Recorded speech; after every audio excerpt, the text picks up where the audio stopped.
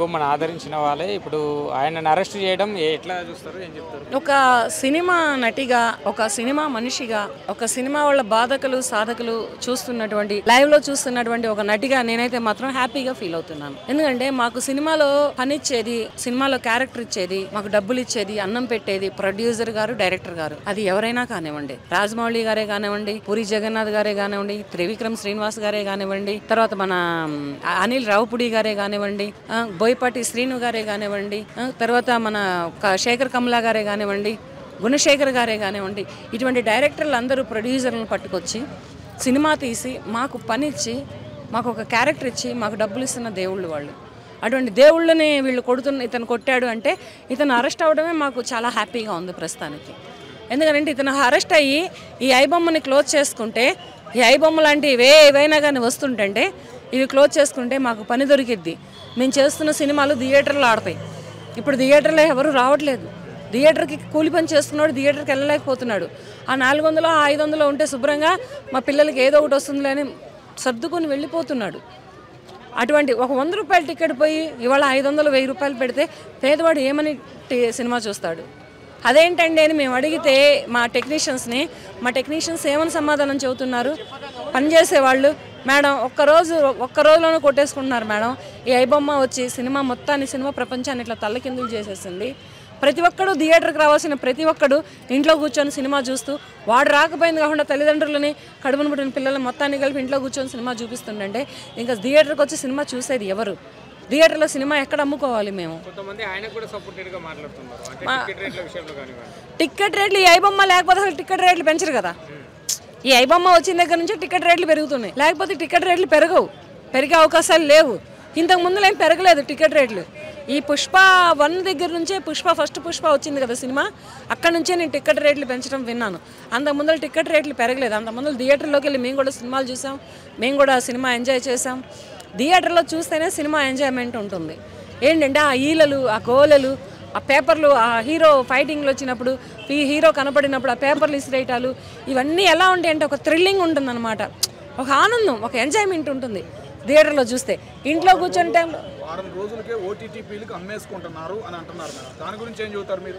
ఓటీటీపీలకు ఇప్పుడు అమ్ముకుంటున్నారా? అసలు ఈ ఐబొమ్మ అనేవాడు రాకపోతే అసలు అమ్ముకోరుగా, థియేటర్కి అమ్ముకుంటారుగా. సినిమాలు ఫస్ట్ నుంచి సినిమా తీసి థియేటర్లకి అమ్ముకున్నారు ఎవరైనా, ఏ ప్రొడ్యూసర్ అయినా, ఏ డైరెక్టర్ అయినా, ఏ డిస్ట్రిబ్యూటర్ అయినా కానీ థియేటర్లకి అమ్ముకున్నారు. కానీ ఓటీటీలకి ఐబొమ్మలకి ఎవరు అమ్ముకోలేరుగా. పైరసీలు తీసి సినిమా ప్రపంచాన్ని మోసం చేయలేదుగా ఎవరు. 100 రోజులు ఆడిన తర్వాత అప్పుడు సీడీ తీసుకొని సీడీని అమ్ముకునేవాళ్ళు. అప్పుడు టీవీలు ఉండే, టీవీలలో వేసుకునేవాళ్ళు జనం.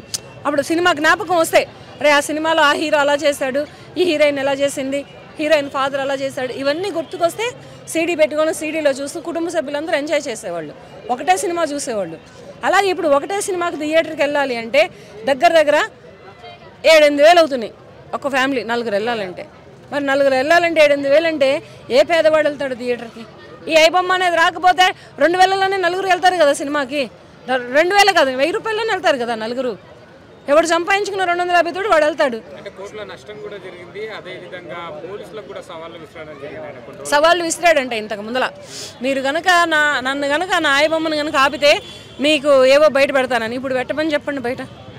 ఇప్పుడు ఏ బ్యాక్గ్రౌండ్తో పెడతాడో పెట్టమని చెప్పండి బయట. అది తప్పు కదా. పోలీస్ డిపార్ట్మెంట్ పట్టుకోవడానికి వస్తే నువ్వు పోలీసులకు సవాల్ ఇస్తావా? పోలీసులు ఊరుకుంటారా? నేను అసలు పోయి ఎవరితో పెట్టుకున్నావో తెలుసా నువ్వు? పోలీస్ డిపార్ట్మెంటు, హోంశాఖ డిపార్ట్మెంట్తో పెట్టుకుంటే ఊరుకుంటారా నిన్ను? సినిమా వాళ్ళు ఎంత నష్టపోతున్నారో తెలుసా? పనులు దొరకట్లేదు. ఫస్ట్ సినిమాలలో పనిచేసే వాళ్ళకి ఈ సినిమాలు ఆడకపోవడం వలన, ఈ సినిమాలు థియేటర్లో లేకపోవడం వలన పనులు దొరకక సినిమా కార్మికులు ఎంత బాధలు పడుతున్నారో, ఎన్ని ఇబ్బందులు పడుతున్నారో తెలుసా? మరి ఇప్పుడు మా సినిమాని మేము కాపాడుకోకపోతే ఇంక మేము ఎవరిని కాపాడుకోవాలి? మా సినిమాని మేము సేవ్ చేసుకోకపోతే ఇంకెవరిని సేవ్ చేసుకోవాలి? మా సినిమా మేము థియేటర్లో చూడకపోతే ఇంకేం చూడాలి? మాకు థియేటరే కావాలి. థియేటర్లోనే మేము సినిమా చూస్తాం. మేమే కాదు, మీరు కూడా థియేటర్కి వెళ్ళండి. మీరు థియేటర్కి వెళ్ళడం అలవాటు పడితే సినిమా అభిమానులు, హీరోల అభిమానులు, డైరెక్టర్ల అభిమానులు, హీరోయిన్ల అభిమానులు అందరూ కూడా సినిమా థియేటర్కి వెళ్ళడానికి అలవాటు పడితే టికెట్ రేట్లు అవే తగ్గుతాయి. తగ్గవని నేను చెప్పట్లేదు. ఇప్పుడు 2 వస్తున్నారు, 1000 రూపాయలు అంటున్నాడు. 4 వస్తారు, 500 అయింది. 6 వస్తారు, 400 అయింది.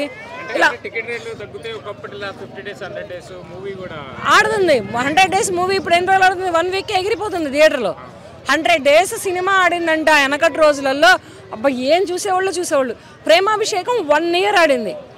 365 days సినిమా ఆడిందంటే ప్రేమాభిషేకం అనే సినిమా 45 years అవుతుందో 40 years అవుతుందో సినిమా వచ్చి తెలియదు. కానీ అటువంటి సినిమాలు ఇప్పుడు కూడా వస్తున్నాయి.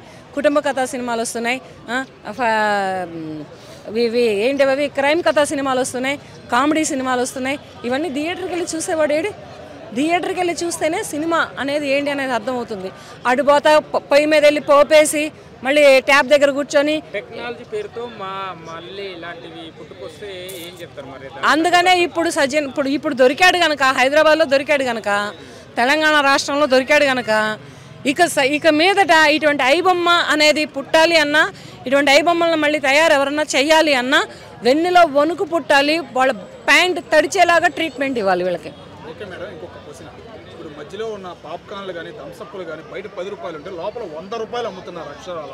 మరి దాని మీద ఏమైనా డైరెక్టర్లు చర్యలు తీసుకుంటారా సినిమా హాల్ మేనేజర్ల మీద? అది కూడా అన్యాయం. ఏంటంటే బయట ఫుడ్ అలౌట్ చేయాలి. లోపల తీసుకుంటారు, లేకపోతే లేదు. బయట ఫుడ్ అలౌట్ చేయకపోతే వాటర్ బాటిల్ కూడా అలౌట్ చేయట్లేదంట. వాటర్ బాటిల్ కూడా అలౌట్ చేయకపోతే బయట 20 రూపాయలు వాటర్ బాటిల్ లోపల 60 రూపాయలు పెడితే ఎవరు కొంటారు? ఎవరు కొనుక్కుంటారు? కొనుక్కోరు.